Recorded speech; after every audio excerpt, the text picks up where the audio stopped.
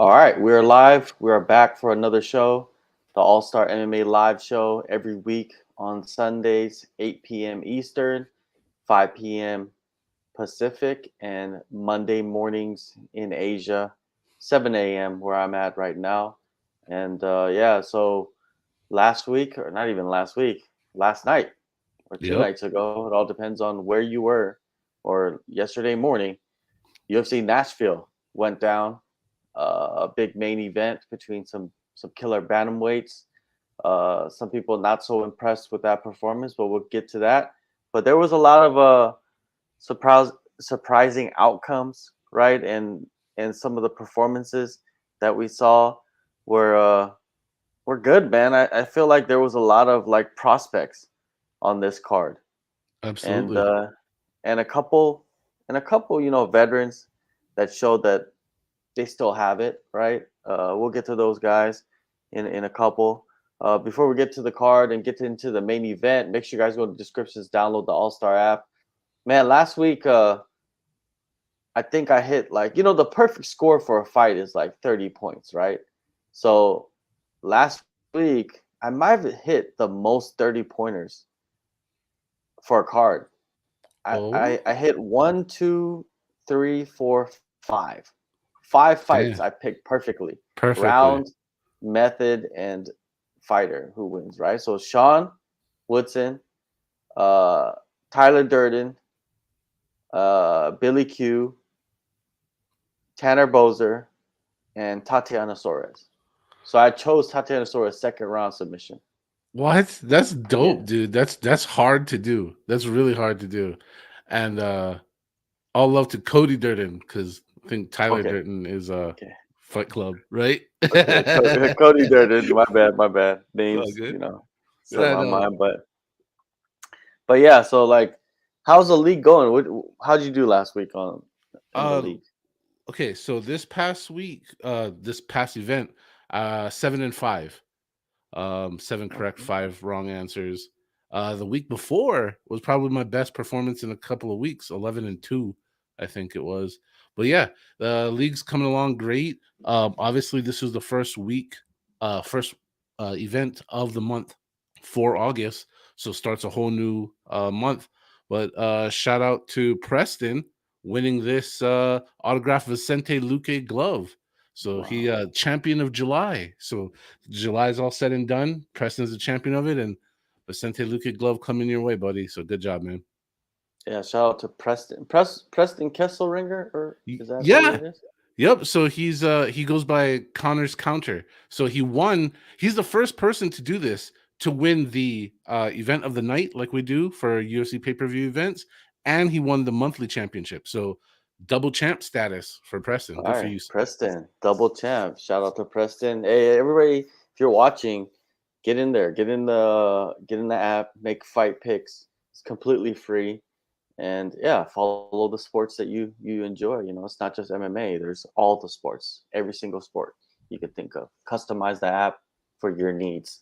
But yeah, we're mainly focused on the MMA, the combat sports, and the picks, especially for UFC fight nights and pay-per-views.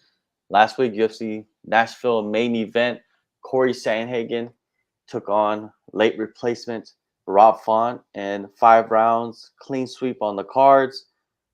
J-Spec, a lot of people had some criticisms for the performance. What did you think? I think that it was fair. It was a fair performance given the circumstances. You know, we talk about this all the time.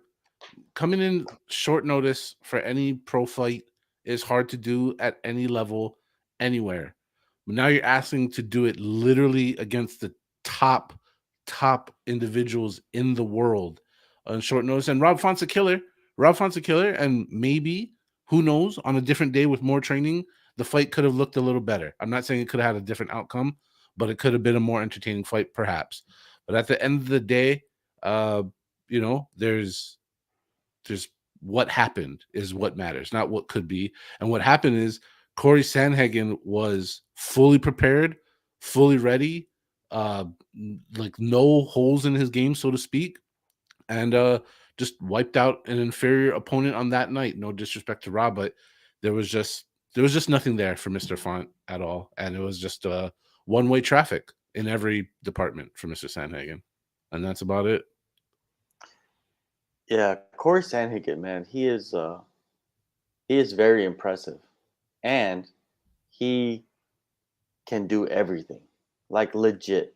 He can strike, he can wrestle, he can grapple, submissions, um, everything, scrambles. Just he's he's a yeah, he's a complete athlete, like in MMA wise, right? He knows how to do Hmm. everything, and to beat him, you gotta kind of overpower him with his own game. If you can't, then you're not gonna beat him, right? And he showed off his wrestling, you know what I mean, his grappling in this one. And Hmm. did you hear the criticisms of, like he didn't chase after the finish, like he should have finished that fight. Fight should have been 5 rounds. What do you say to that? I didn't hear any post-fight criticism. To be honest, I wasn't listening, wasn't asking. But during our fight watch along that we do, some people were feeling that way. Some people were feeling a lack of killer instinct. But with that fairness, with all fairness being said, Sandhagen was preparing for a totally different opponent. So maybe I know all fighters try to finish. I give them all the credit that they're always trying to finish. But this was the operation, the mode of operation, the game plan that Sandhagen set forth. And I think it's funny when people want to, if they want to criticize, oh, he didn't finish him, this and that. Like, honestly, hate to say it this bluntly, but you try go finish Rob Font. It's not like Rob Font was just laying there being lazy or doing nothing. He was trying his best, being defensively responsible, tying up Sandhagen and all this stuff, so he didn't get beat up. But like I said, you're not always gonna get fireworks. You're not always gonna get the both guys great fighters. You're not just because you take two great fighters and put them together. We've seen this 1,000 times. That doesn't guarantee you a great fight. Unfortunately, this just wasn't a great fight, but I still think a respectable, solid performance by Sandhagen by completely neutralizing a legitimate contender in Mr. Font. Yeah, definitely, definitely. That's what he did. He did neutralize them. Let's look at the numbers, man. Since this fight was played out on the floor, on the ground, on the mat, you got a huge differential of total strikes, right? Because if you're on the ground, you're covering up, you're trying to get back up, you're trying to find position, underhooks, trying to find the sweep. So not much time for you to be swinging punches or strikes that are landing. But from up top, you could swing all day, and even if they don't land with significance, um, they're still landing, right? Still points. And if you look at it, Sandhagen landed 132 strikes, but 34, 34 were considered significant, right? Significant is a funny word in Yeah, in in this aspect, but yeah, like look at 5 rounds, and Rob Font only landed 5 headshots in 25 minutes. That is that's crazy. insane. That's Seven. honestly, that sounds like that would be like my own personal stat. You know what I mean? Like Yeah. 5 shots, and you're talking about Rob Font. That doesn't seem like reality.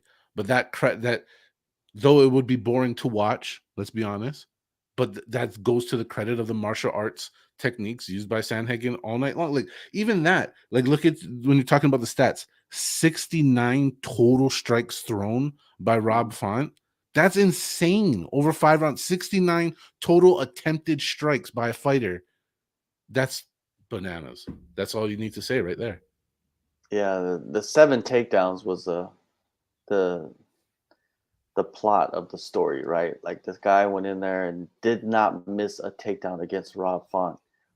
Yeah, I think he did a great job of switching up the game plan with this short notice opponent, and he was going in there against a heavy wrestler that can strike as well. You know what I mean? I think Umar would have struck with Cory Sandhagen for some amount of time if they did fight. But yeah, Sandhagen clearly ready to wrestle, ready to scramble, and he just used that, altered the game plan, and won a 25-minute, you know, class, Gr- like in master class, I guess you can say that, right? Not the most exciting master class, but a master class. And yeah, man, like it shows you that at that level, you need to be able to game plan, right? You need to have plan A, B, or C, and you can't just be pulling out of fights. He talked about pulling out the fight because of his elbow, and I guess that was the part of his body that was injured. But he mm, went in there and altered things and got the win. I thought it was good, man. Cory Sandhagen, his only losses are to Peter Yan, Dillashaw, and Sterling, arguably the three greatest bantamweights of all time, right? And the Peter Yan, arguable, like you could argue that fight for Cory Sandhagen. TJ Dillashaw fight as well. You can argue that one. The only one that you can't argue is the Sterling fight because Sterling choked him out right, right away. But those other fights, if let's say he did win those fights, right? Let's say the judges gave him that, then he would be on what is that? Like a 7 fight win streak in that division. right. One, two, three, And four. Yeah, 7 fight win streak. and even though he, Sandhagen, like you said, is so overused word, well rounded. He's like maximum attributes in a lot of different categories. If you're making one of those attribute charts that you get in video games, but anyways, Mhm. like he also does an amazing job of presenting new problems like every match. Like, what the stuff he's good at, his footwork's amazing and all that stuff, but like it seems like, especially over the last 5 fights, watch his last 5 fights, he's bringing new stuff and tricky elements every single fight. It's like almost like you're fighting a different Sanhagen. Oh, for sure. Yeah, he's getting better, man. Like it's not like he's getting like old and he has plateaued. No, Definitely not. Corey Sandhagen is going to be fighting for a title again, right? Eventually. It's just when. The question is not if, it's just when. Corey Sandhagen is 31 years old. Like this is the perfect time for him to do his thing. Like what is next for Corey Sandhagen, right? So if you look at the rankings, he was supposed to fight Umar, right? Umar, what ranking is Uh-oh. Umar? Did I So we lose us? got uh so Sandhagen was supposed to fight Umar. Umar was sitting at number 11. Font was number 7. So the replacement was actually ranked higher than the original opponent, right? Right? Because the original opponent was undefeated and nobody wanted to fight him, blah, blah, blah, blah, blah. Right? Whatever narrative that you see out there online. Um, but so who does he fight, right? He just beat um what is it? Marlon Vera, who's number 6, and Peter Yan. I don't know if they want to do that rematch because Corey's kind of he's kind of like on the on the rise, and Peter Yan is on the decline, so to say. That's what it seems like. Um, I say he gets matched up against Henry Cejudo. I, They talk about Marab. That's an option as well. But Henry Cejudo is another option. I think whoever's ready, you put him against. What do you think? I'm not. I mean, basically, dude, like I'm with you on the sense of put him against anybody who's ready. I like that sentence because I mean, I don't know. Obviously, you can get hurt grappling, obviously, but I'm assuming whatever amount of damage he received in this fight is probably minimal. Let's hope for both parties, obviously. But yeah, like Sandhagen, like you said, like he's right here, right now at that age where like it's his moment. He's hasn't fully peaked yet. Like he's right there. He's in his magic time, if you will. So put him against anybody who's available. That's uphill in the rankings and let it fly. Like I'm for it. Yeah, man. He needs to get the fights that's going to get him to the title, and that's what you should give him. Rob Font, he steps up on short notice. He was supposed to fight Song Yadong, who oddly got robbed at gunpoint not too long ago in San Oh, Francisco. bless him. So glad he's still alive. You know what I mean? Because those things can go wrong in many different ways, right? Especially you got a loaded gun, pointed at you. But Absolutely. I say like you can reschedule that fight, right? Because Song Yadong is so like what is he? He's number 8. Or you put Rob Font against somebody like a Ricky Simone. You know what I mean? Like a Yanez, someone like that. I think maybe Yanez and Martinez are fighting. Gutierrez would be a fight, right? Like now, Marlon goes back to fighting the up and coming guys that are like in the 15 to 10 range. That's what he has to do, right? If he has no other option, to be He honest with doesn't. you. But No, he doesn't. you know what? Sandhagen and Rob Font have had multiple main events, man. These guys fight 5 rounds like it ain't nothing. I think Cory Sandhagen, that was his like fourth or third 5 round fight main event in a row. You know what I Really? mean? So yeah, so it's pretty crazy, like what he's preparing for, right? Every single time. Let's get to some of these comments. Am is saying Sandhagen is going to be out for a while. I think they told him torn tricep after the fight. Wow. That sucks, man. For That Sandhagen, does a suck. torn tricep. You know what I mean? Like that's can't even use the arm, man. The one arm is like dead for a while. Anthony Smith's home invader. Barab had a superstar aura around him in the arena last night. Did he? Okay, I didn't know that. He had a Marab, his best friend is Aljamain Sterling, who's the champion. Like, how long can they be best friends for? Is it BFF forever or is it not? Um, I don't know, to be honest with you. But yeah. Anyways, yeah, that division is kind of a weird one, right? Because if Marab's not wanting to fight Aljamain, then he has to kind of like pick the fights that are coming up, right? Are they fake title fights? Like they're not even interim title fights. They're just like I don't know what they're called. It's like you're not even fighting for number one contender. You're just fighting guys that are the best in the world, but really, it's not going anywhere. You know what I mean? Your career's stagnant because of your best friend. I don't understand like That's how that dangerous, works. bro. That's dangerous as all hell. Like we know, like a fighter, all athletes' lives, for being in athletics. I hope they all have long lives, but your athletic lifespan is very short in all sports. And to be of the exceptional few that are near title contention and to just, oh, it's my friend. Like that just seems crazy. Like, especially in this sport, like in all sports, you're gonna figure you're gonna play against each other at some point, fight against each other more realistically in this sport. Like at some point, like you gotta have that attitude of anybody can get it, right? I mean, that's what you think. For It's sure. weird.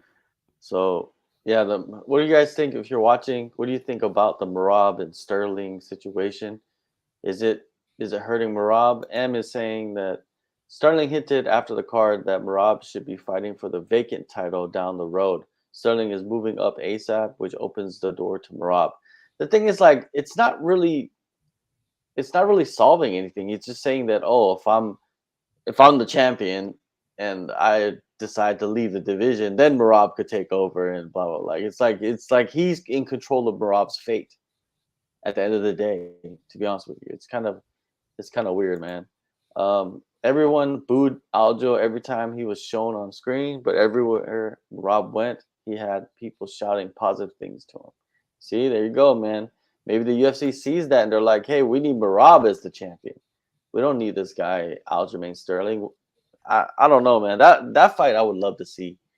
I don't know if it's gonna be like uh, the most exciting fight, but I would love to see the fight, right? You just want to see those guys compete against each other. But Just just a bunch of ref warnings. Downed opponent, downed opponent, yeah, downed opponent. yeah, you don't want that, right? We saw that happen with PFL, and man, PFL's turned into like who who who. And that's what PFL's turned to this year. It's like who? Like damn, Hey, these dudes just coming out of nowhere, right? About to win $1 million. Like great stories, in my opinion. yeah, crazy stories, man. I love it. I love to see it. Anyways, back to the UFC co-main event, right? Jessica Andrade, she says she's going to be focused on the strawweight title. So she's focused. What does she do? She takes on probably the most dangerous opponent, right? Like in that division that's not held the title, which is Tatiana Suarez. And what does Suarez do? She goes in there and does what she does, right?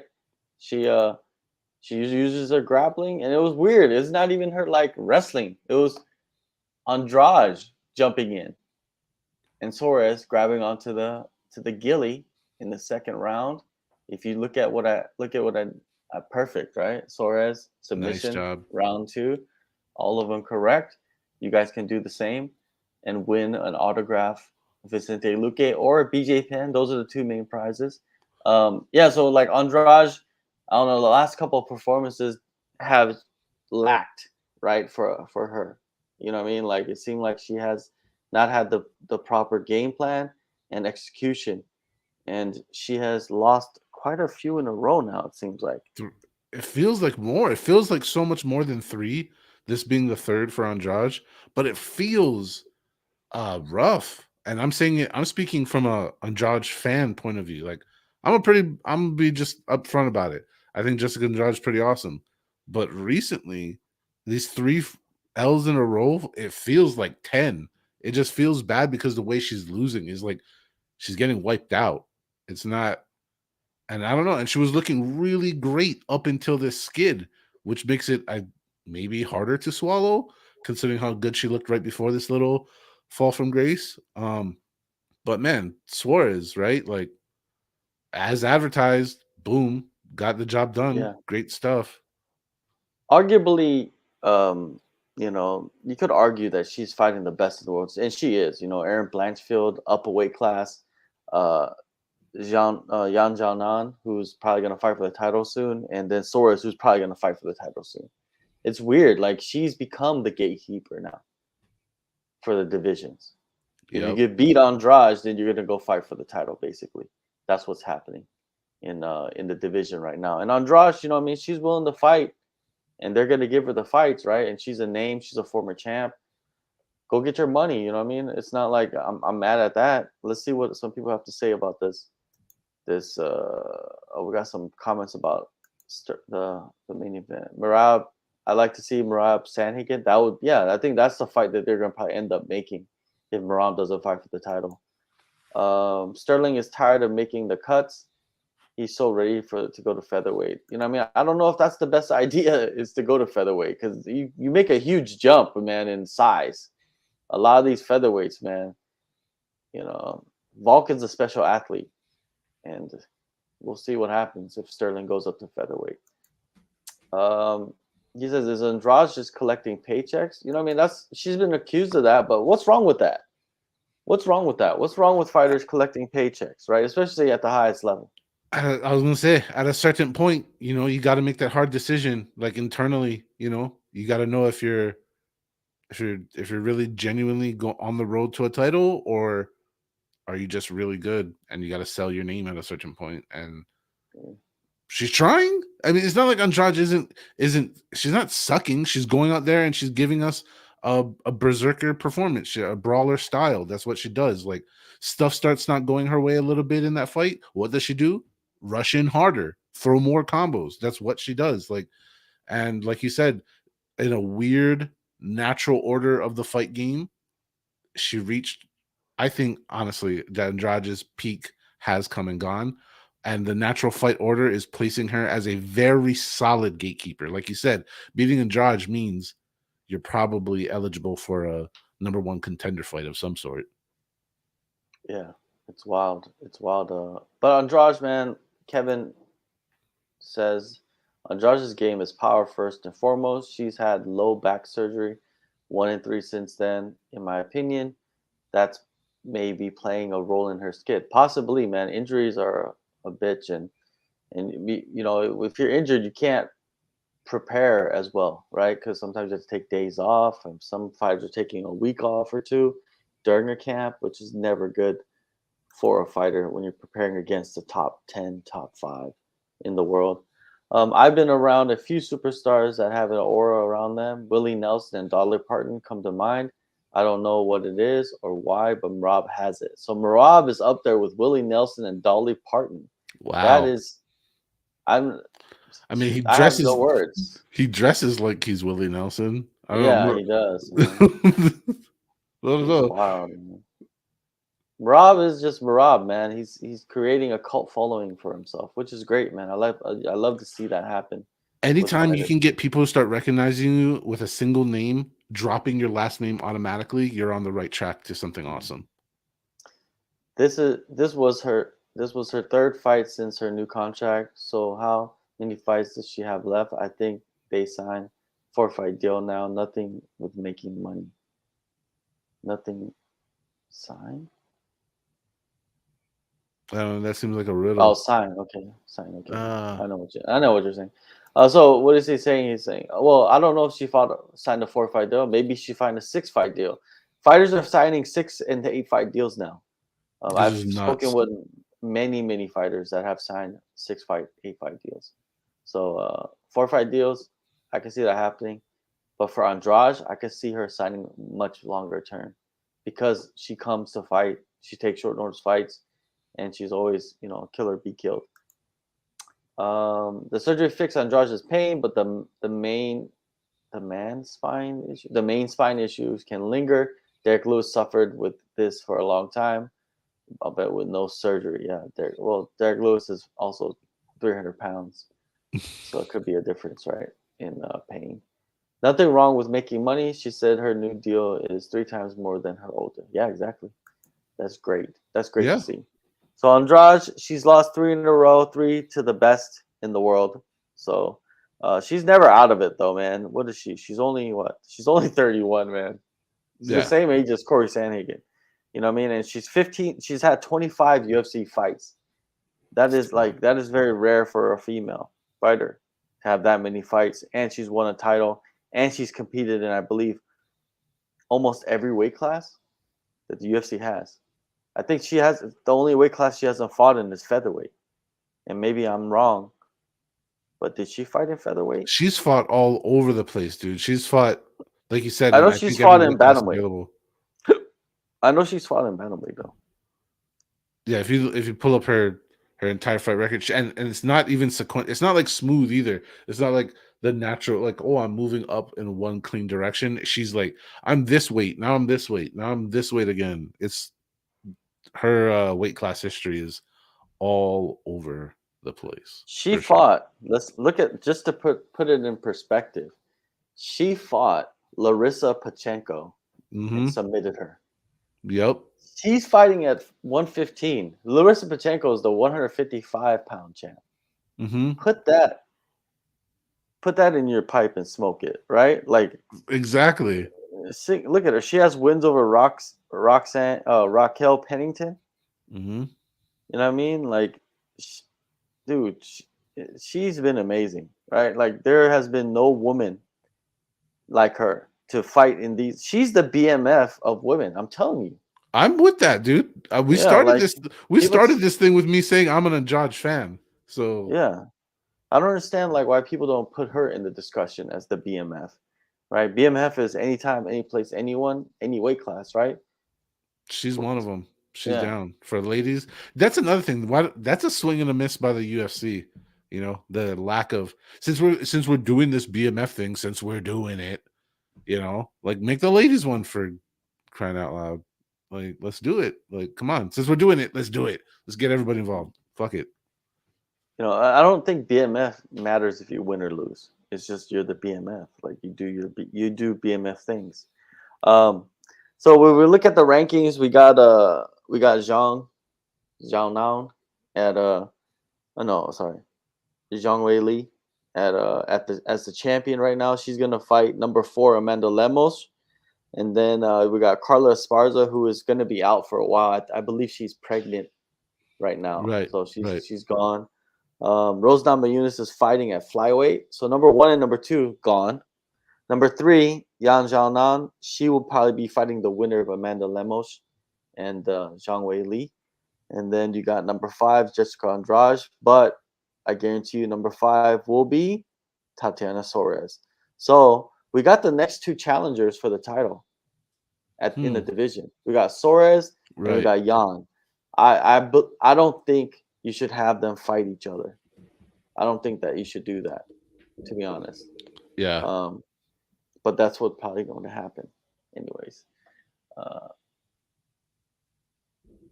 look at, oh man, high or low 1000, saying Andrade has fought 4 times this year, and August just that's crazy schedule right there.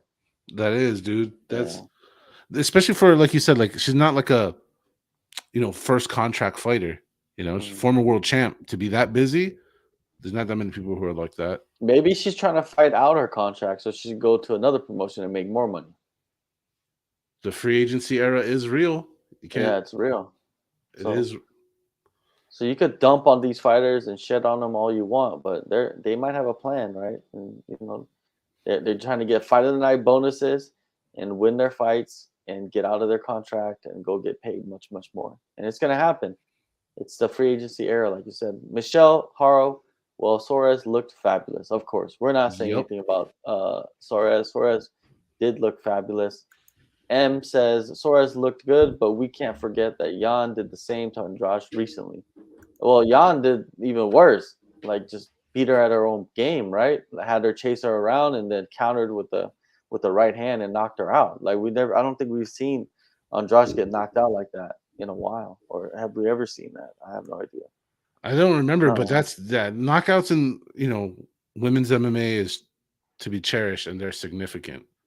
yeah. Even like she's only been knocked out one other time in the UFC, and it was to Zhang Wei Li. And Zhang Wei Li, that was like a TKO. You know what I mean? That wasn't like a one punch Right. like knockout. It was that's insane. But anyways, I think Jan is the next title contender after Lemos, and we'll see what happens with Lemos and Zhang Wei. It almost seems like everybody's thinking that Zhang Wei Li's gonna win that fight, and it's just like, yo, they haven't even fought yet. We don't know what's gonna happen in that fight. Yes, she's the favorite, but you got Jan and you got Suarez, so that's the kind of like the cue right now. Jan is next, Suarez is after. We'll see what happens with the UFC because they need to put fights on, and we don't know what exactly they're going to do with that matchup. But we'll see what happens.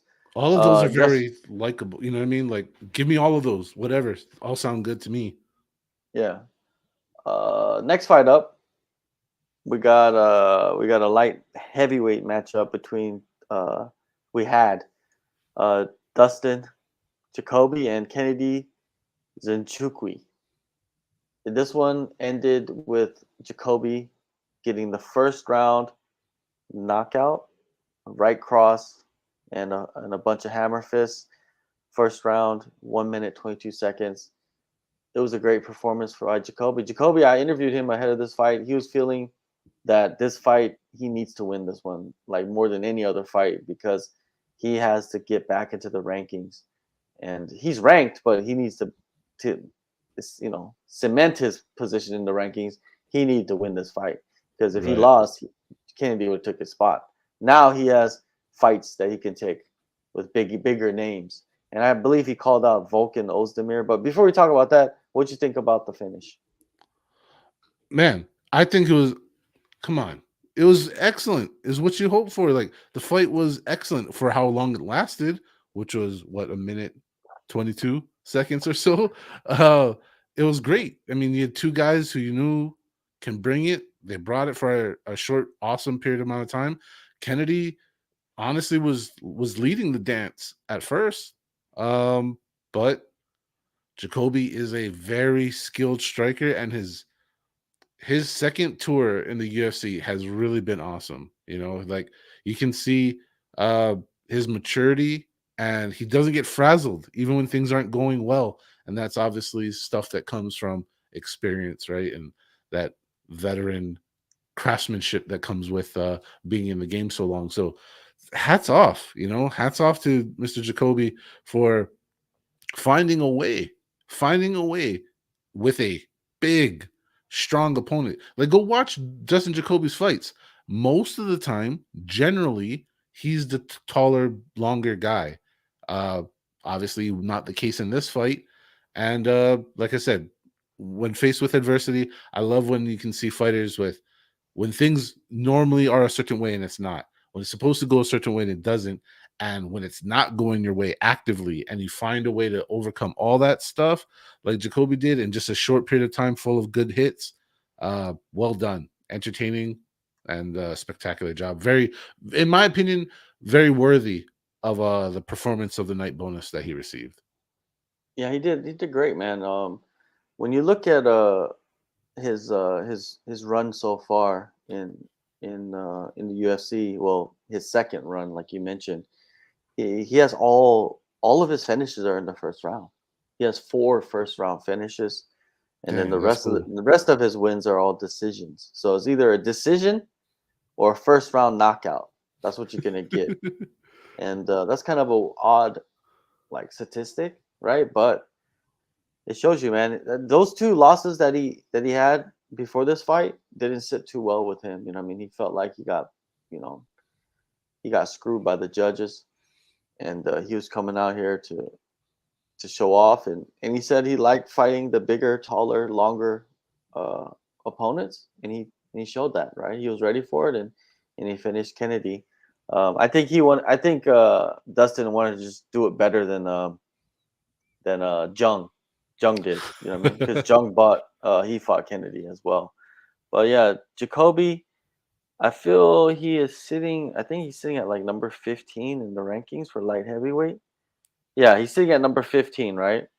So, he's back in the win column, sitting at number 15. He doesn't really, I don't think he'll move up in the rankings, but I think that he should fight somebody that has lost. And he called out Volkan Ozdemir. I like that fight. What do you think? Oh, see, yeah, in a degree of theory, Volk and Ozdemir right now is like a hot cold kind of guy. I think Jacoby has the skills to do it. I think he's uh, lighter on his feet. He's got better movement. Probably can just do his thing and stay on the outside and win like he does often. I'm guessing in that kind of matchup. Um, I mean, hate to say it, but there's an easier guy on that list slightly ahead of you. And I say easier with all the respect in the world because I couldn't take him. Dominic Reyes. I don't know if he's fighting anytime soon, but yeah, Ozdemir, if he's trying to, because that's true, John. Now thinking about it a little longer, it's let's be honest. In all fairness to Mr. Jacoby, he's not young, right? So if he's gonna make that move, it's probably got to be now. So he's got to jump as far up the roster. So Ozdemir sitting at 9, with him at 15. That's probably about as far up the rankings that he can realistically get a fight for, and still be fighting someone with you know, fighting someone that you think he can beat. Well, he needs to just take the fight that's ahead in the rankings. Yeah. Anybody, it doesn't matter who it is. If it's a rematch, it's a rematch, whatever. Jacoby's in a position where like you said, he's not young. He has some age on him. He knows that. He knows he only has a few fights left at the highest level. He's going to go chase after Anthony Smith. No, he can't because he trains with Anthony Smith. So he's not going to fight Anthony Smith. I know people are going to want to call for that, but that's not going to happen. I like the Dominic Reyes or Volkan Ozdemir fight. I think those 2 options are the best. Right. Ryan Spahn is out there as well. I believe he mentioned him. But yeah, it's great, man. It's good to see Dustin Jacoby back in the win column. I always enjoy speaking with him. He seems like a really good dude and a good role model for the younger fighters at his gym. Factory X. Factory X is probably one of the best gyms in the world. They have so many pro fighters, so many UFC fighters, Bellator, Hell PFL. yeah. So yeah, shout out to Factory X, Mark Montoya, and all the boys out there. They always do their thing, man. Win, lose, or draw, they're always the same. Let's go to the next fight coming up. Not coming up, but next fight that happened on the card, on the main card. It was Diego Lopez versus Gavin Tucker. Gavin Tucker. So Gavin Tucker, he's been away for I don't even know how many years. He comes back, Like over 2 years, I think. yeah, to face off against and Tucker was on I believe he was on a winning streak. And Lopes, he was coming off that short notice debut against Evloev, which he did really really well in that fight. He didn't win, but he showed that his grappling is very very high level. The man goes in there and snaps Tucker's arm, right? Yeah. Just tight submission skills. I enjoyed it. The man pulled guard which they say you should never do. But it's exciting, man, when there's guys that are willing to risk getting stomped in the face to pull off submissions. And Diego Lopez, he's a guy like. What do you think of him? Dude, I like everything about him so far. Obviously, sample size of very little. His first fight, was it on short notice? I think his first fight was even on short notice. I don't know for sure, but yeah, getting his first win in the UFC. Once again, I really think his first fight was short notice, but that doesn't matter. Looking, let's be honest. Everybody before the fight, while we're making picks or enjoying watching the fights together, making jokes about his haircut. He looks like he's in a metal band or emo band of some sort with that haircut. But don't let the haircut fool you. The man's dangerous. He's legit. And uh, I mean, I want to take this for what this is, a very solid first win in the UFC. Good for you. I like what I saw. Looking forward to more, but I'm not going to make a big deal out of it, especially with all due respect to a fighter that we don't really know what's going on with Mr. Tucker. Like over 2 years out of the octagon, where is he at mentally, physically, and all that. So hey, a win's a win. No, definitely not taking any credit away from Mr. Lopez. But it is, it's your first win. Congratulations. Welcome. Welcome to the show, so to speak. But yeah, I like him. I want to see more of him. That's all I can say. If you look at the stats, I don't know if this is right or not, but there was no strikes landed in the whole fight. That doesn't seem like possible, but it could have been. I mean, it's saying that they were attempted, that just nothing was landed. Yeah, let me see. Let me see on this. But yeah, it's just, if I remember correctly, maybe that is right. Maybe they didn't throw any, because he pulled guard and it kind of just was chasing after the submission, right? I mean, No, even ESPN has no strikes landed in the whole fight. That is wild. I mean, there's Diego's jiu-jitsu instructor and coaches along the way are all clapping and shouting that he just perfect fight. Right? That's jiu-jitsu at its finest. Like no strikes landed. And I took your arm. Oh yeah. M is right. There was one strike landed. It was a Tucker did land another strike. He did. That was right. That's Yeah. right. Yeah. Forgot about that. But yeah, Diego Lopes, he's a prospect. He's fun to watch. You know what I mean? I'm not gonna get overhyped on him. Like Yeah. like a lot of people are like, oh my God. Yeah, he seems fun to watch. You know what I mean? Let's see what he can do with guys. I mean, we got overhyped with a lot of jiu-jitsu guys, right? Look at Kron All the Gracie. Look time. at him.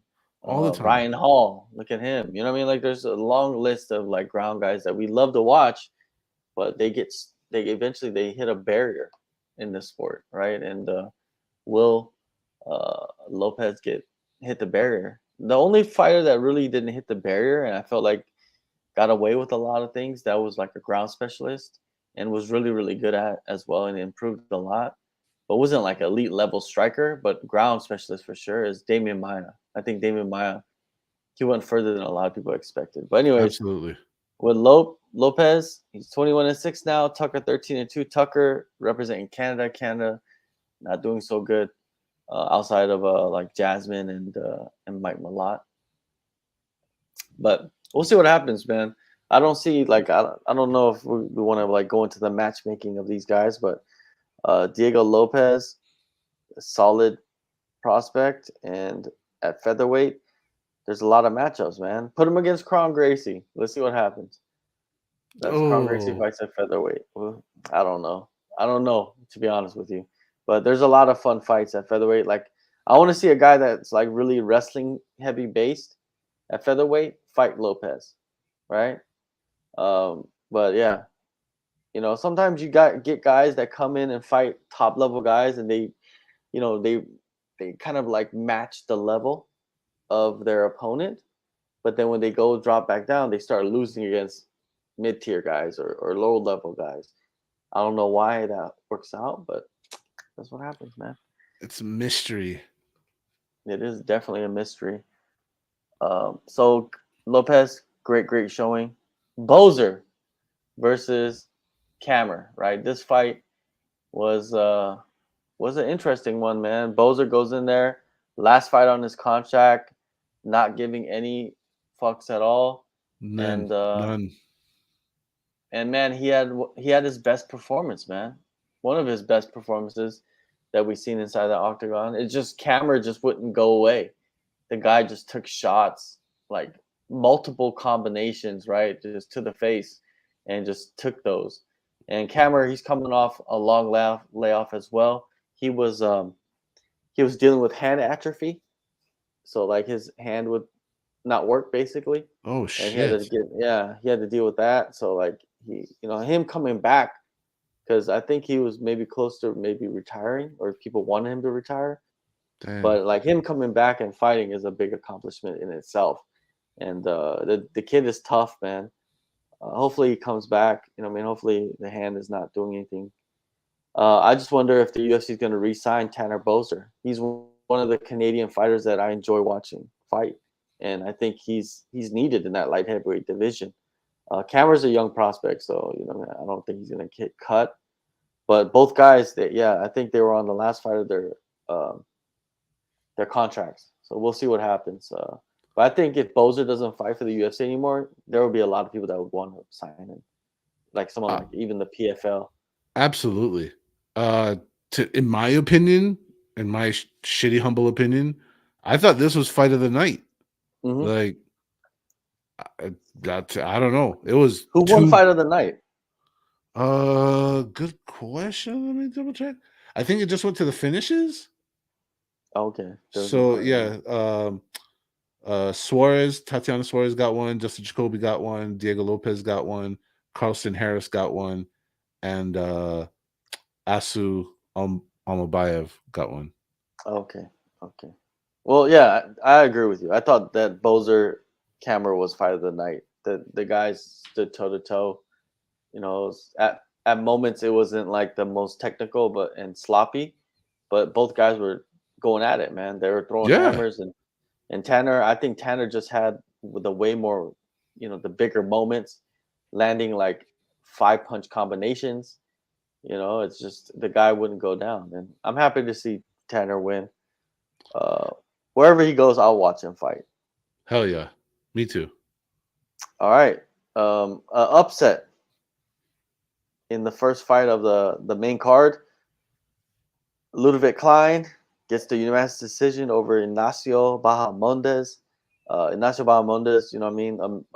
A big prospect, right? Literally a big prospect for that Literally, yeah. lightweight division, and he kind of shut the bed, right? Like, what'd you think of this fight? Man, well, one, uh, making that weight, right? Like making that weight at that height, maybe he ran into a problem. Maybe that took a little bit of something out of him. That why, because while we were watching the fight, many of our very astute fight fans in the space were like, "Hey, Ignacio looks a little slower than usual. He looks a little Mm. behind, if you will." And I the guy's young, he's talented, and he's awesome. We already know he has great timing. We already know he's not like this. So my just well wished glass half full type of guess would be that something got drawn out of him during the weight cut and didn't get put back in time. On the other hand, Ludwig Klein, I don't know if people are sleeping on him, but he was a pretty good fighter. And he was firing on all cylinders. So I don't know if it was, I think it was a case of like -1 on Ignacio for whatever reason, and then +1 for Mr. Klein. He was just in the zone, if you will. He looked really healthy, looked really in shape. He didn't look bothered at any point in the fight. So, man, I think that disparity of Ignacio just being just one step off and Ludwig being firing on all cylinders, it just made a fight that looked kind of not so good for Bahamondes, even though he gave it his best shot. Well, That's Klein it. came in with a good game plan, and he executed the game plan really well against Bahamondes. Kind of got into the range where Bahamondes would not have a chance, right? Because if you stay at distance with him, he's going to throw the kicks, and Klein did a good job, man. Klein, he's really talented, man. I think in my assessment of his fights, it's just you know, like now he needs to get the fights with maybe with a more uh, a higher rank opponent, right? Someone that's gonna kind of put his name into the MMA world. He's on a 3-fight win streak. They're all by decisions. Actually, he's on like a 4-fight win streak, a 3-fight win streak, one draw. But he's only lost twice. Once to Trezano, and the other fight was to Nate Landwehr. The thing is, like, he takes a lot of short notice fights too. I wish they would like put that in the statistics as well. Is short notice fights. If did they take short notice fights? You know what I mean? Was it a short notice fight? That should be marked in the statistics somewhere, because that's important to know. But yeah, Klein did a great job. Absolutely. Dude, fighting on a short notice fight is a massive achievement and or a massive handicap. That should definitely be in the records. All right, so that was the main card. I thought this card was a fun one to watch. Yeah, I thought it was a fun one to watch. The prelims were fun as well. Who stood out to you in the prelims, man? There was a bunch of fights. Man, I mean, gotta give love to Carlson Harris for turning that fight around. You know what I mean? Like For real.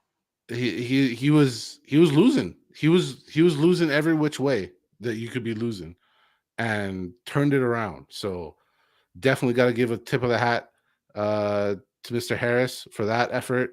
Um, Good job for Cody Durden, kind of being the underdog in that one, and then I mean, there's a lot of good performances. The whole undercard was great. Sad to say, my boy Ode lost, but tip of the hat to his opponent. Debuting against a legitimate veteran who's got skills in Ode. So debuting against someone like that and getting the dub, Mr. Albaev, good shit, my dude. Like, I see you, man. Definitely. Yeah, he's a good he's a good prospect. Like they wouldn't put him against Ode Osborne if they didn't think he was good, or they knew that he's like there was some problems with him. But look at Right. Sean Woodson, man. And the one thing that sticks out to this card, Sean Woodson fought his fourth opponent that they put against him. Look at he was originally Yeah. supposed to fight Marion Santos, pulls out because of visas. Jesse Butler, actually originally it was Marion Santos, and then what is it? No, actually, my bad. Originally it was Steve Garcia, right? Because I There you interviewed go. Steve Garcia uh, to talk about Sean Woodson in this fight coming up. Steve Garcia injured, pulled out. Then they pulled in Jesse Butler, I believe. And then Jesse Butler, he was just in a fight with Jim Miller, and I think something with health issues or something like that. So he had to pull out himself. And then they brought in Marion Santos. Santos has visa issues, so he can't come in. So they, last minute call, they get Dennis Bazooka, right, from Law MMA, Mm-hmm. Team Sarah Longo, and Sean Woodson goes in there and beats him by unanimous decision. So shout out to Sean Woodson, 4 opponents in a couple of weeks, a long layoff, and still goes in there and gets the win. So good for him. Billy Q got a big win against Damian Jackson. But yeah, the craziest fight was the Carlton Harris fight. That guy, he was getting completely mauled for the first 2 rounds, and Yep. and there you go, man. That's it. That you can never count out anybody in this fight game. And Carlton Harris with the come around anaconda choke of Jeremiah Wells. Jeremiah Wells, man, it's hard. I don't know what really to think about him. You know what I mean? He's exciting and he can finish fights, but do you think maybe it might be the lack of experience, or just I don't know. I don't know, because dude is clearly fit. I mean, he's Mm-hmm. in exceptional fitness. He was strong in there. He had great pace. He I don't know. Like, it's that's one of those times where for me, I try not to like dog the guy who lost so much, as more as just give two giant thumbs up to the guy who won. Like, maybe maybe not so many questions on, Mr. Wells, and just extra applause for Mr. Harris in this scenario for me. There you go. UFC Nashville. They got a damn good card, man. A lot of action, a lot of good matchups, and you know what can you complain about, man? If you're going to a live UFC show, if they're coming to any promotion that you enjoy watching, it could be Bellator, uh, it could be anything. Oh well, we got our guy Mike joining us on the stream. Perfect timing. Hey, We're gonna throw him. Hey, Uh, what's happening, hey, what's going brothers? on? hey, what's We're up? gonna we're gonna throw Good you to see you. some of these questions, man. You're right on time for some questions. Let's hear it. Crazy Pato. He's saying Fiziev and Gamrot is official. If Gamrot wins, he should call out and say that Gaethje loses to every good grappler he faces, and fighting him would prove whether he is ready for Islam. Charles, what do you think of that, Mike? Fiziev, Ooh, Gamrot, and if he wins, he should be calling out Gaethje.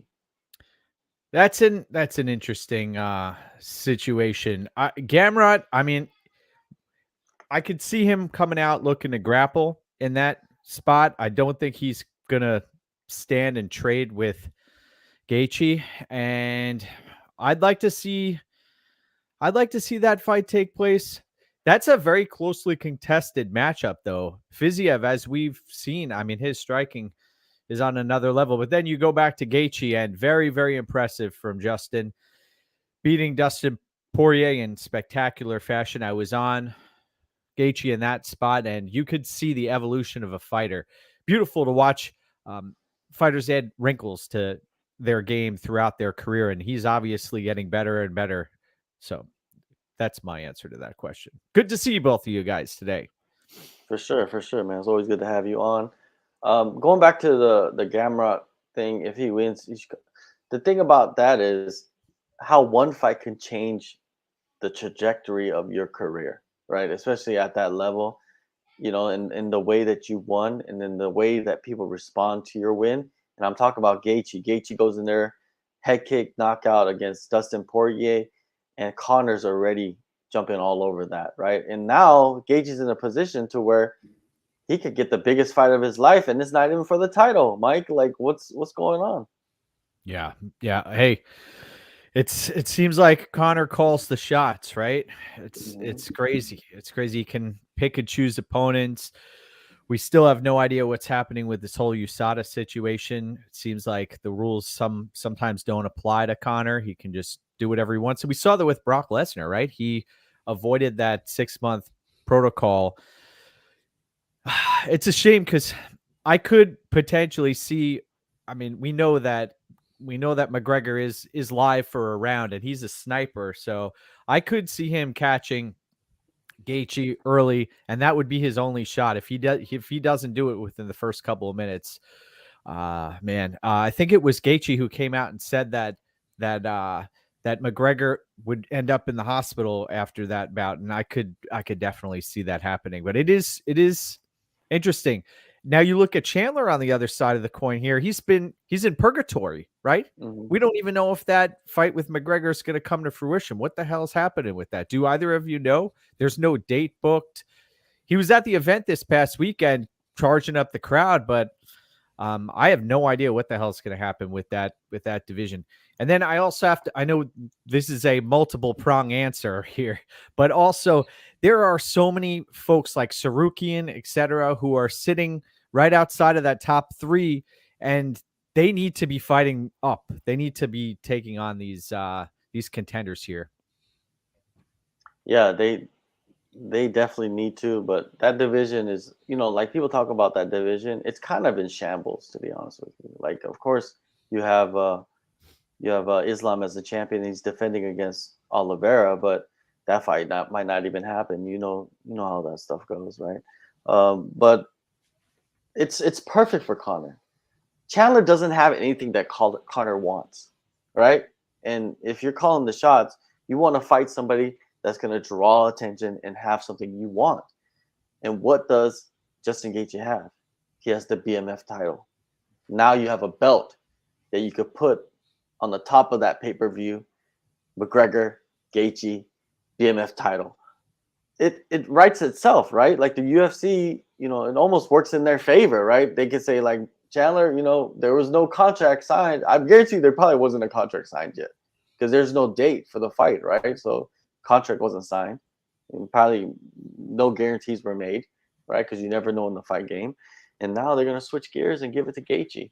I see it happening, and I see it happening early next year.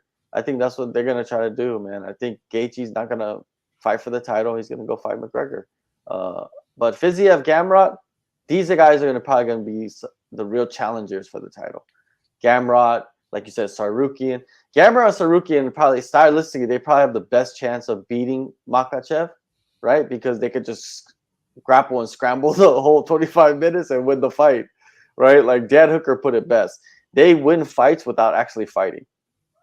They have like the technique of winning fights without actually fighting against the top level guys because they're not doing that much damage, right? And it goes back to the argument of like these judges, are they judging damage or control, right? But some of these fights, judges are, scoring on control a lot more than damage because damage wasn't being done.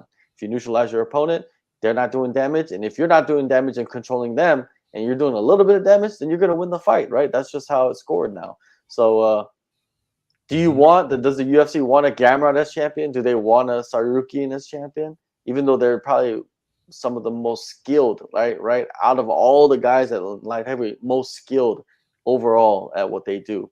It's gonna be interesting, man. But it is, to me, it's in shambles. It's like you got all these not prospects, but contenders, but you're having a rematch. There's so many other guys in line, right? And then I also have to bring up is Alex. He's going to be fighting Topuria, right? Is a rematch versus Makhachev on the table as well? I think that's what they're doing. I think they're gonna, I don't think Volk is gonna come back soon with the recovery, right? So Topuria, I don't know. I don't think they're gonna do that fight. I think Topuria is probably gonna end up fighting somebody else.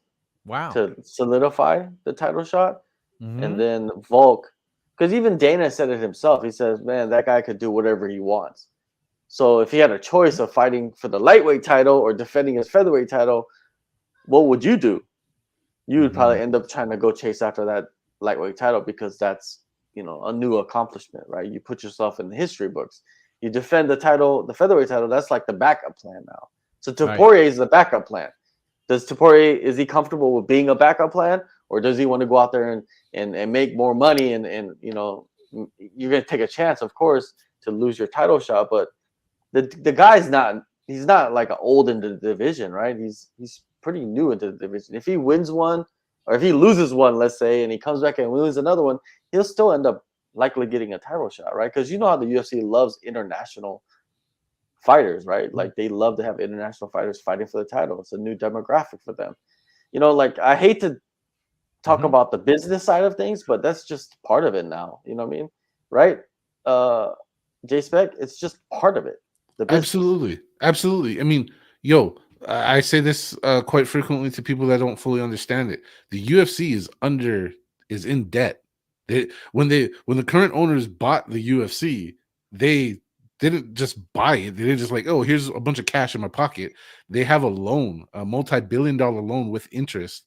And if you're paying attention to the U.S. economic status, the interest rates are going up quite regularly. So with all that being said, there's payments being made on the UFC like this month and next month and the month after, like just like all of our houses and cars and shit. So with that being said, the UFC does have a very strong obligation to the business aspect, like John mentioned.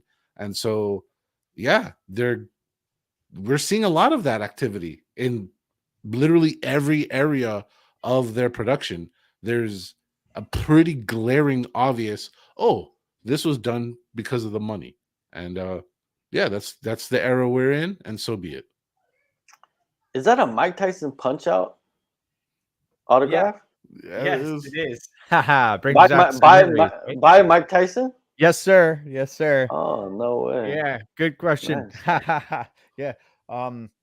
My sons, I introduced them to that game, and I spent a Oh, lot of yeah. times beating up on Piston Honda and a bunch of other fighters throughout the years, and that took them back. So I had to not grab that one, and then below it say Mike Tyson autographed title boxing glove as well, both authenticated too. Big fan. Kind of grew up. That's how I got into the sport, John and Rob. I was put in front of the pay-per-views, the boxing pay-per-views as a child. And I remember watching many Mike Tyson bouts and just being blown away and seeing my dad and my uncles. They were very passionate fans. I'll put it that way. And as a young kid, it stuck with me. So this is just me paying homage to some of my childhood memories and idols growing up. So yeah, thanks for asking. Nice. Did you end up Yeah, beating the game? Have you ever beaten the game before? Nah. Like, my attention span is not good enough to go and beat games. Like, I'll play games, but my attention span is, I can't sit there and play video games forever. Yeah. But it's fun. Yeah, of course. I remember Mike Tyson Punch-Out. That's when games were like simple to where you could just play it one day and not play it for a while and then play it again and you still know what to do. Yeah. Nowadays, there's like too many. AB up, Exactly. down, left, right. Today, there's too many buttons and like I don't want to deal with that. I mean, I'm talking like 1989, 1990. That's Oh, when I yeah, was yeah. in the game. For sure. Not When today. there's only two buttons, right? Like A and B. That's it. But what a game now. What an awesome game. Oh, I Nothing would like love it, to to be get. honest. I would love to like get those games. I know that they sell them like in packs where you could like buy all the old games at one Dude, time. That'd be fun. I got the emulator version on my phone, dude. You can get it right now if you wanted it for real. So there you go. All right, send me the link later. Oh, yeah, me too. I'll get it on the phone because I would love to like play like Super Mario Brothers or something like that on the phone. You know, it's probably got all of that stuff. Tecmo Bowl, that's a classic. Oh, Tecmo man. Bowl. Yeah. Mike Tyson's Punch Out, like the And hockey, Bases and it's a Loaded. hockey where you can actually Blades of fight. Steel. Yeah, Blades of Steel. Yeah, come on. Yeah. And if you didn't have those back in the day with the real Nintendo, I call it the real Nintendo because it was the original where you like you had to blow the cartridges, and then if you're they make out with your video games before you play them. Yeah, and then like you get too deep, and you're like getting the Q-tips, and you're like, I gotta clean it. You know, it's not working. Yeah. I have a question. Did you guys see Did you guys see the Major League Baseball fight last night? With the right, he got the right hook, right? Yes, that was crazy. Well, there was a Nintendo Entertainment System (NES) game back in like the late 80s. It was called Bases Loaded. It was made by a company called Jaleco, Jaleco, I believe. And in that game, if you hit one of the players who were up at bat, if you beamed them, the player would charge the mound, and there would be an all-out brawl in the baseball game. I've never seen that in any other game, but that was wild last night in major leagues. If you guys caught that, that was pretty intense. Good. Love it. Yeah. So we just went back like 30 years, right? Of video games. Now video games are like virtual.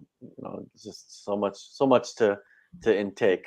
Just be selective, I guess, for the people watching. But anyways, back to the fighting. We were just talking about the lightweight division. The main event for the UFC Nashville was a bantamweight bout. It was at catchweight, but these are two top level bantamweights. Mike, what do you do with the bantamweight division, man? It's just it's in a cluster, right? It's like the champ is gonna fight Sean O'Malley, who's a lot of people believe is not deserving of the fight, but still, it's still a good fight, right? It's a fight that Sean O'Malley can win, but like, you got Merab, who's number one, who should be fighting the champion, but they're friends. Who's next in the division? You know what I mean? Like, what do you do? Wow, it's incredible. And where the hell did Piotr Yan go? That's what I want to know. It's amazing how Merab defeats him. And you have Umar Nurmagomedov, who was supposed to fight this past weekend, and Rob Font gets blanketed for 5 rounds. So It's wide open. And I was at the Sterling Cejudo fight recently, and I was sitting in the stands in Newark, New Jersey. And I got to say, Aljo, even though he was the hometown fighter, he was public enemy number one in that crowd. It was crazy. They were booing him in his own crowd. I was caught off guard. I had a bet on Sterling in that matchup, and he ended up coming through in a controversial decision. But then you have O'Malley, right? Who is he's a dangerous fighter, but he should not be in a title fight, even though he may win it. I mean, that's the thing. At 135 pounds, it's the most talent-rich division in the entire sport. Sorry about that. That was my bad. It was the division's completely wide open right now. And you had the Kyler Phillips Hyon Barcelos fight this past weekend. I mean, that was such a high-level fight. I loved watching that bout unfold. Great bout. I know it wasn't for the belt. And then you have Aldo stepping away recently. So it is wide open, that division. You put anybody in the top 5 there, and I think they have a legitimate shot at the title. There's nobody who's running away with it. But let's be honest with ourselves. Aljo, he's the champion for a reason, and if he gets a hold of you, takes you to the mat, there are 3-4 minutes that are gonna be drowned out of you there for the most opponents. So it's a good question, and I know the UFC. I understand what's happening with Dana, kind of pushing Aljo's hand here, forcing him to get back into the octagon so quickly. I think May 8th, I believe that was when he defended his belt against Cejudo, and he's back in there so quickly. It's odd. Other fighters are able to have larger lapses in time between fights, and then you have Aljo, who's fighting every few months. It's crazy. What's your take on it, guys? Well, the thing is, the crazy part is that you got fighters that want to fight like often, right? Even as a champion, like a Adesanya, like he's fought probably the most. And Volkanovski is actually pretty active as well, even though he's been injured a few times. And then you got Sterling, who's kind of like he doesn't want to be active. It seems like, right? Like not as active as the UFC wants him to be, and he doesn't seem like he's playing ball. When you look at it from a business standpoint, Aljamain's not doing very good business with the UFC, right? Because it seems like they're not behind him like they are with like an O'Malley or even Volkanovski has turned it around, right? Remember, he wasn't UFC's favorite son for a long, long time. They really wanted Max Holloway to hold that belt. They really wanted Max Holloway to get revenge, right? And then the UFC figured it out. Like, this dude is the best dude in the world, like legit, like skill wise, everything. Like this, it's gonna be hard to beat this guy. So we need to get behind him. But yeah, he turned it around. But I don't know with Sterling, will he be able to do that? Will he end up becoming like a Tyron Woodley, like where after he loses the title, he kind of fades away into the mist? It's going to be confusing, right? But him and Merab not fighting, the UFC hates that. Number one, they're just like, why are you guys even in the same promotion then? Why? Dude, yeah, you could have went to PFL, you could have went to Bellator, you could have went to One, you could have went to all these other promotions, right? If you didn't want to fight each other, because eventually you're going to meet, right? So of course, the UFC is the dream. That's what people say. But really, is it the dream? Because it seems like for Merab, it's not now. Because he's sitting at number one position. You're going to be always number one position for the rest of your life and let your friend become the champion. And I've talked about this before. I think it's kind of like it's very odd, and it actually puts Cory Sandhagen in a good position because he's on a long win streak. He's beaten everybody that they wanted him to beat. And I think he should get the next title shot and skip Merab. And they could punish Merab for this. Rob, go ahead. Oh, I was gonna say yes. The whole Merab thing sucks. We've talked about it earlier on the show. Like, it's stupid. Like, let's just be honest. You're pro fighters. You're at the top of the mountain. One versus two. Like, this is how it goes every single time. But anyways, I think in this moment, just for a small period of time, the UFC is gonna get to do something they need to do or probably need to do, which is find out if Sean O'Malley, all the investment, all the time, all the hype that they put into him, all the promotion they put into him, is he gonna return on that investment? Is he gonna be part of selling pay-per-views? And that's the whole riddle. That's the big, when you talk about the business side of stuff behind this matchmaking scenario, this is the moment where you find out, is Sugar Sean a cash cow, or is there nothing there? Will he generate any money for the UFC? And I think that's a side note that might be missed when talking about this fight. I don't know. This division, to me, it's not clear cut because of Marab. Let's just put it out there like that. You know what I mean? Marab should be fighting for the title. Sandhagen should be coming next. You know what I mean? Because now a lot of the guys have already fought for the title, coming off wins. So, man, it sucks to see that happening in that division. And you mentioned a guy that the UFC is kind of forcing to fight a title fight, but then you got Islam, who's kind of forced to sit out, even though he wants to fight, right? Like, he just fought Volk, and then they're telling him, "Oh, you're not going to return until, what is it, October?" That's a long layoff, man, for somebody that's not injured, right? That's ready to fight and defend their title. You know what I mean? Mm-hmm. It's weird how like they treat this guy this way, and I understand the whole Abu Dhabi thing, but I feel bad for Aljo a lot of times, man, because he does not get treated the way he should be treated, but at the same time, maybe he does it to himself. We don't know for sure because we're not in the boardroom in the negotiations with the UFC. But yeah, he ended up choking out Sandhagen last time they fought too. He won in dominant fashion, so that's on his resume there too. So yeah, should be interesting. Looking forward to it. Hey, I'll say this: if they put an entire card of bantamweights together for a UFC card, they could do that. They have so much talent that they could do that in a heartbeat. I'd love to see that. I'd watch bantamweights over heavyweights any day of the week. It's so much more exciting. There's the skill level, the ebb and flow of the fights, the conditioning, the cardio, the technique. It seems amplified in that, and you get to watch it all unfold. The heavyweights, lumbering, obese heavyweights, slobbering around, getting taken down, held. One strike ends up winning the fight. It isn't what it used to be. It used to be much, much different, the sport. And unfortunately, or fortunately, now the most talent-rich division is clearly the bantamweight division. I don't know if that's a hot take or not. Is this a hot take? I don't know. But that's my take. Nah, dude.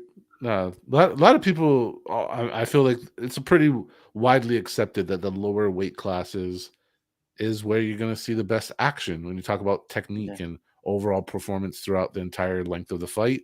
Asking men, grown men and women, but we're talking about men right now, to go 25 minutes when you're headlining a show, that's not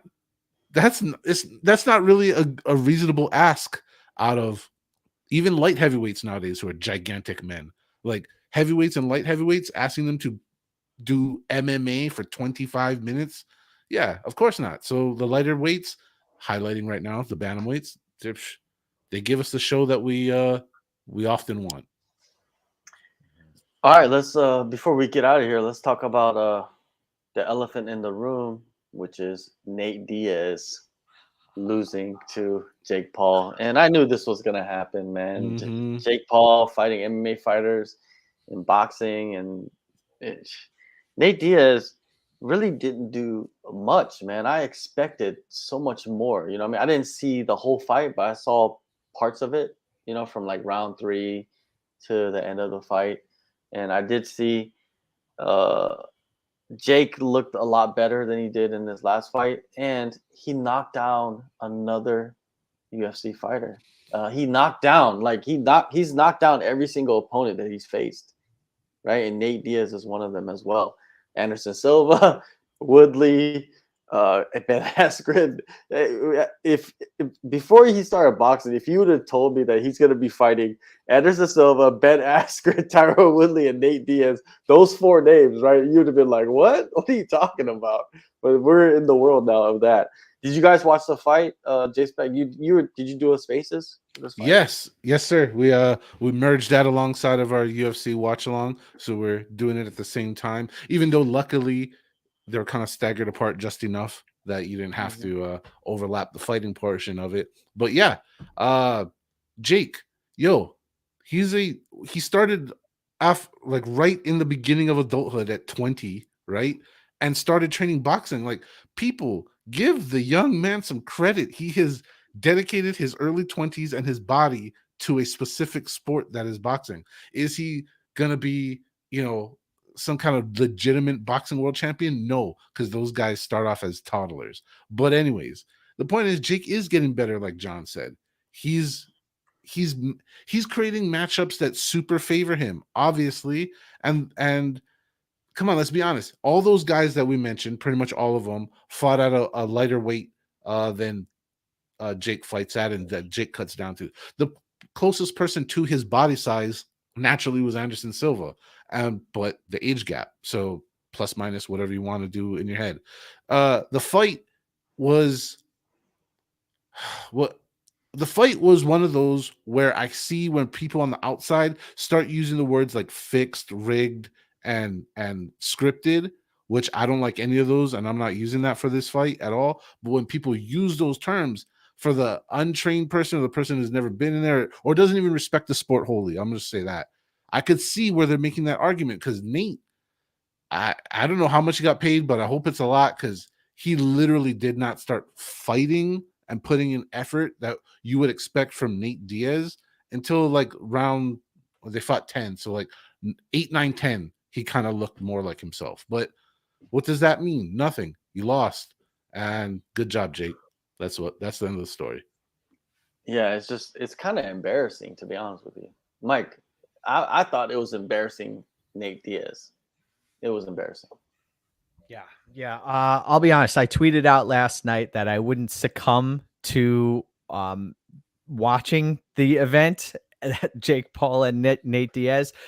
And I stuck to my guns. I did not watch the fight. I did see on my timeline, I believe, was he pulling guillotine at one point during the fight and acted as though he won the fight. The thing that disturbs me when I watched the Paul brothers kind of take advantage of fighters who are out of the fight game and are household names, and it's difficult because they have a legacy, right, that they've established in their sport, and then they're crossing over and they're getting taken advantage of by a talented individual in Jake Paul. I'll say that. I mean, it's clear as day he is talented, but Rob, you mentioned these are handpicked opponents, and let's be honest with ourselves. How much does Nate Diaz have left in the tank? The guy, during his UFC career, has been a punching bag on the feet for many opponents through the years. I mean, we saw what Rory McDonald and others have done to him. They treated him accordingly, and his resiliency is what got him to where he is today. Even against McGregor, the first couple of fights, he was getting a tour of the octagon. And then that Tony Ferguson fight, come on now. I mean, it looked like if Ferguson put the pedal to the metal there, could have taken Nate Diaz out of it, but he walked away and let Diaz get back into the fight. It was really interesting. So yes, Nate Diaz, household name. Everybody likes the him flipping the bird to the crowd and lighting up a smoke at some point. But I see this as a major cash grab. And I got to say, John and Rob, my sons, when I woke up this morning, they said, "Oh my God, Dad, Jake Paul fought last night." How am I supposed to answer that question? Their eyes are glued to the TV set. They want to know what happened. So they wanted to watch it. My 7-year-old and my 11-year-old wanted to watch the fight last night. And they tried to stay up late. I had the UFC on, and then I turned it off, and they're like, Dad, I don't think they're in the ring yet. I don't think Jake Paul's in the ring yet. Can you turn it on? I'm like, I'm not doing it. I'm not doing it. And I didn't buy it. I understand though, it's one of those things where you want to see it's a spectacle, right? And Askren's a wrestler. Come on. What is he doing trading hands? Why did he do that? But he's got a lot of extra zeros and a lot of extra money in his bank account now because of it, right? That's it. Yeah, it's weird, but this is the generation. We're like the old men saying like, oh, back in my day, there was no Jake Pauls. Like we could talk like that all day, right? But we'll be turning into our fathers and our fathers' fathers. That's what we eventually become. But with Jake Paul, man, like he's ruined it. Mike, I don't know if this was what Mike was insinuating, but he's ruining fighters' legacies. Yeah. And he's doing it like Anderson Silva, Nate Diaz, you know what I mean? Like the Anderson Silva one really rips like fight fans' hearts apart, probably because it's Anderson Silva. If you knew and if you watched it during the era of Anderson Silva, there was no one like him. Like people talk about Demetrius Johnson being the greatest of all time, John Jones being the greatest of all time.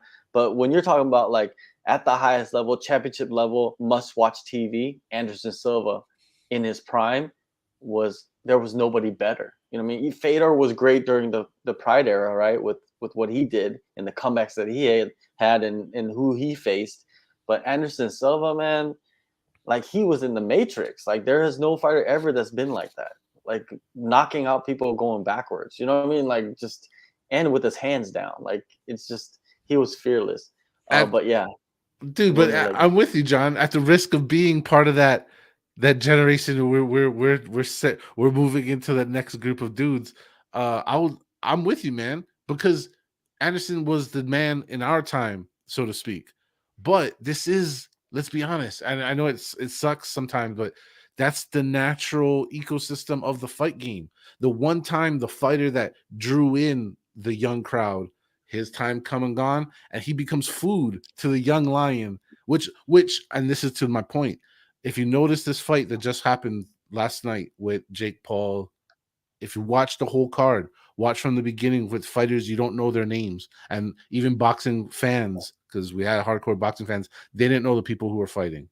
The arena was packed from almost the first couple fights. It was packed. And that's the kind of stuff, young, new blood that the Paul brothers are bringing into the sport. Unfortunately, the food to that ecosystem is on the names of the fighters of just last decade, on Woodley's name, on Askren, on Spider Silva, and they become the food of this event that draws in, like you said, Mike's sons, 7 and 11, perfect age. That's the same age we were all getting captivated by Mike Tyson and Evander Holyfield and all that. That's the same. True. It's the same thing. It's just a slightly different time. And unfortunately, our dudes from last decade are the B-side of the new generation being brought into the sport. So maybe not the most favorite thing, but it's kind of cool to see. And go ahead. Yeah, I was just going to say about tarnishing legacies. The interesting thing now, one of my sons saw the Anderson Silva fight and against one of the Paul brothers, and I'm like, that's what they remember. That's what they remember. They remember the Spider ending up taking an L, and I had to show them the highlights of Anderson Silva in his prime. And I mean, they remember the Weidman fights, obviously, because he's from Long Island here too. But other than that, how he would just walk through effortlessly opponents and leave the octagon unscathed, what he did to Forrest Griffin and others. He was one of a kind. So it helped me put it in perspective for him. But I'll be honest, I had to do my homework. And the MMA hardcore fans will remember, folks. Like, I mean, can you imagine Randy Couture doing something like this? I couldn't. Crossing over and challenging a celebrity boxing in a celebrity boxing event. it would just rub me the wrong way to see somebody tarnish their legacy like that. But some folks are willing to do it and become food for the next generation. Rob, the circle of life, right? It plays out in everywhere in life. So it is what it is. But the next question I have to ask Rob and John, who's next for Jake Paul? What's next? I think he said that he wants to do the MMA fight against Nate in the PFL pay-per-view model under that. So you might be able to see a co-promotion, right, with Nate Diaz's promotion and his under, with MMA rules. I doubt Jake Paul does that though. I doubt they agree to anything because I think PFL wants to do their own like thing. They don't want to co-promote. They want to do their own pay-per-view thing. But who knows? Maybe that's a way for them to draw Nate Diaz. Is Nate Diaz a big draw now? Is he a bigger draw now that he lost to Jake Paul? I think his star power is dwindling. I think once you lose to Jake Paul, your star power dwindles tremendously. And I think Nate Diaz's star power has dwindled tremendously, right? Like, we got to respect Jake Paul. Like, he's a legit boxer. Like, he is. And, these MMA fighters are not. They're MMA fighters that go box and have a camp for however many weeks against a legit boxer. Like, this dude has the money to where he can bring in the best trainers and the best training partners and eat the best food. And most pros, they don't have that at 3 fights or 2 fights or 1 fight in boxing. They don't have none of that stuff. So he's starting, maybe 3 or 2 steps ahead of everybody else. But man, he's a legit boxer. And I think Nate Diaz lost to a legit boxer. But the people's perception of Jake Paul is that he's a YouTuber, he's a celebrity, and I think a lot of people are like in the real world out there that just watch sports kind of casually think that Jake Paul is a YouTuber beating up real fighters. I think that a lot of them don't really know the actual like details of like these fights. They don't know, and even if they're a Jake Paul fan, they don't really know that Jake Paul is like going through these crazy like training camps and stuff like that. I watched the documentary, Jake Paul's documentary, part of it. Well, I was sleeping as well, but like woke up and watched, and there was a lot of weird stuff in that thing. But am I a fan of Jake Paul? Not really. But do I believe he's gonna continue fighting these people? Yes, he will. And people are gonna sign the dotted line. When you see $10 million on a contract, and the most you've ever made was like $1 million in a fight, and some of them have even made $500,000 in a fight, it's like, why would you not sign the contract? Why would you not? We talked about something interesting about the whole like the heel side, like when you're the bad guy, so to speak, where people at certain point just they'll pay money just to see you lose when you go a certain rate. And I think maybe, and I don't know if Nate probably is not the right opponent, but look, Jake has beat up enough of our guys, I'm air quoting that, enough to the point where now he's gonna fight MMA. Oh, I want to see him lose. Whoever he's fighting is probably gonna beat him. It's MMA. This isn't boxing. This isn't his thing, right? So he's already kind of crafted a perfect bombshell for us to buy into. Like that, whoever he fights in MMA, everybody in MMA is gonna buy it because they're gonna hope that he's gonna lose. No. There you go. Well, perfect way to end it, guys. Jake Paul, he's going to continue doing his thing, but the UFC continues rolling through. Next week, we have a crazy main event, Vicente Luque versus Rafael Dos Anjos. We'll see how Vicente looks. He's been out for about a year. Dos Anjos, he's up there in age, lots of fights, but still very, very deadly, still very, very good. Mike, what would you like to say before we get out of here? I want to say great interview you did with Vicente Luque. I watched it a couple of times, and also how you guys are car guys too. I thought that was awesome. How he was talking about his Toyota Corolla that he converted into a race car, and you both had Mustangs at one point. And that rang true to me also as I remember one of my first cars was a 1987 Mustang GT that had short shifter and the gears changed out and the Dynamax exhaust and a kill switch for the for the fuel injectors, and I remember that thing was a dangerous vehicle, but it was fun to drive. I could chirp it out in third gear. Awesome car. And just hearing him talk about the brain bleed and coming back from the concussions and taking a full year off. I listened very intently to those interviews, and the fight against Rafael dos Anjos, who's been, he's been a stalwart of both the lightweight and welterweight divisions, and has been through the meat grinder against some really tough opponents. Fantastic matchup next week. Looking forward to that. Also, if you could follow me at Mike's MMA Picks on Twitter. I also have a YouTube channel that I break down every fight card practically on fight morning. I'm looking forward to doing that. I'll be doing it remotely this weekend coming up. One of my sons has a baseball tournament in another state, so we'll be a traveling show for most of the week. But I have spent a lot of time researching for these fights, and I've already invested about maybe 16 or so hours into this next fight card. So usually it's about 20 to 25 hours of research for each card. And some of that research entails some of the interviews that you guys put together. So I appreciate that. So if you follow me on Mike's MMA Picks on Twitter and on YouTube, that'd be great. And I put out a lot of free bets for folks in the community. And my goal here is to provide nuggets of information regarding each side of each matchup and help everybody enjoy the fights. So I'm a passionate fan, just like both of you. So thank you for the work that you do. I appreciate you having me on. Thanks, guys. There you go. Always, follow him at Mike's MMA Picks. It's on the screen right there.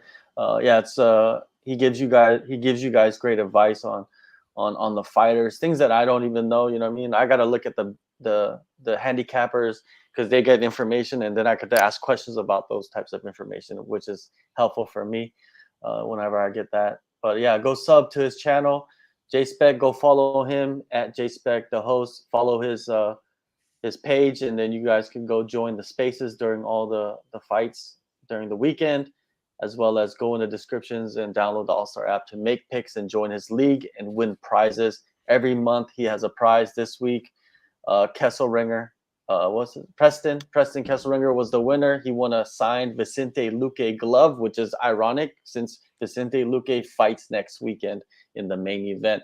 Thank you, everybody, for joining us. And continue doing your thing. And we'll see you guys next week after the fights. Peace.